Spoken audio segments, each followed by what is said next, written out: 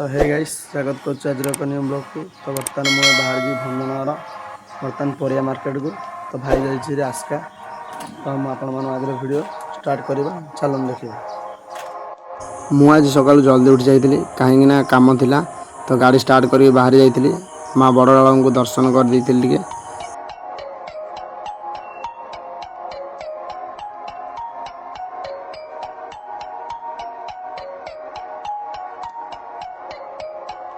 मुझे आसी पहुँच जाइए भंजनगर बर्तमान पाली रे।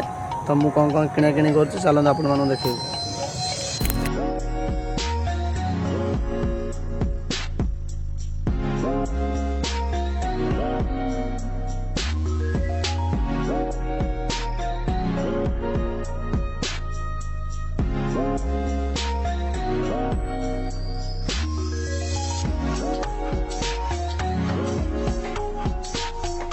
पाली रे बर्तमान किछ समय एपट सेपट है मो सामान जहाँ भी थिला संग्रह कर देइथिली कहीं आज भाई आसीनी मु संग्रह करिया पड़िला।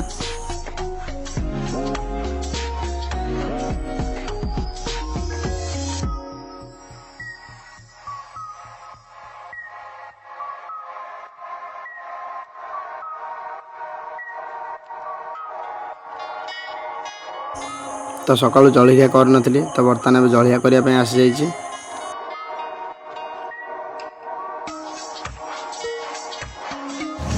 मुझे जलिया खाई बर्तमान पलि आसली कारण मुझे अपेक्षा कर भाई आसो बोली कहीं भाई आस्का जाइलु तो आसी ना। तो से आसला बर्तमान सपरी मुझे बेपार करी भाई जीव गाँव को न देखा कौन हो बर्तमान भाई आसनी तो मुझे अपेक्षा कर भाई एवं आस्का आसी जाइए बर्तमान बर्तमान देखी पारे गाड़ी सपरी नहीं आसी भाई। भाई जहाँ भी सब सपरी आनी से सब को बर्तमान मुझे सेलिंग करने आमर भंजनगर जो बाईपास 3 छक अच्छी से छकरे मुझे बर्तमान रही जाइए। जो गाड़ी सामान आनी से गाड़ी धरिक भाई बर्तमान गाँव को जाइए से सब देके आसापी।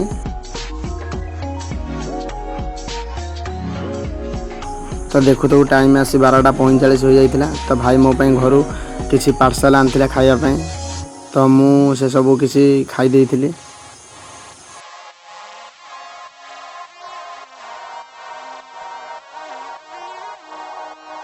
तो आमको सब बेले सब जिन ठीक ठाक मिल ठीक ठाक सब किसी पाइबा से सबूर किसी मूल्य ना।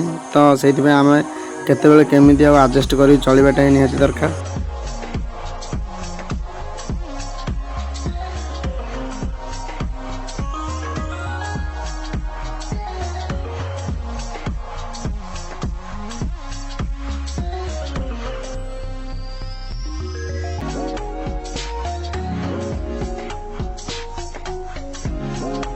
तो टाइम प्राय 2टा हो जाइए। तो बर्तमान ए भाई भंजनगर से सपरी दुकान रहा। तो मुझे आउ गोटे गाड़ी धरिकी बर्तमान गाँव को पलि आसली कहीं गाँव में गले मोर आ दुकान करार अच्छे आ कि अन्य कम अच्छे से मुझे गाँव को पलि आसली। घर को आसिक मुझे फ्रेश हो सारापर बर्तमान आम घर को किसी गेस्ट आसते। तो बर्तमान आम बाहरी जाइलु माँ बड़लाल मंदिर को बुली जावाई। तो मुझे ड्राइव करुँच कार आप देखिपे। तो मु ड्राइव केमती लगुच कमेंट रे जणाइबे।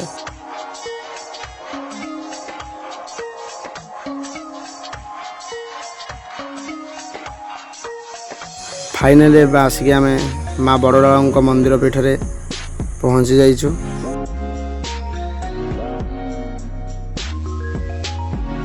मंदिर आसला बाबा आमर सब जोगाड़ी रेडी कर देइथिले। तो बर्तमान मु बेपार करने पुणी जॉइन हो आ गोटे ड्यूटी देखिए। आज थी तो शनिवार तो से साधा आइटम जहाँ भी किसी है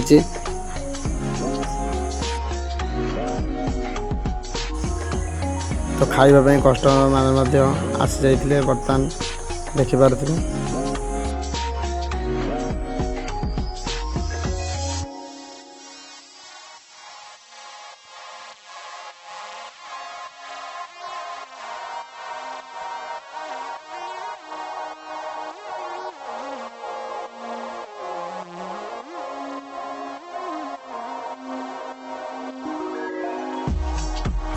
मु दुकान बंद कर सारे बर्तमान अटरे जो माल जहाँ भी थिला किसी किसी तो सेगुड़ा पाल बर्तमान घोड़े देलु कहीं वर्षा हमार संभावना अच्छे।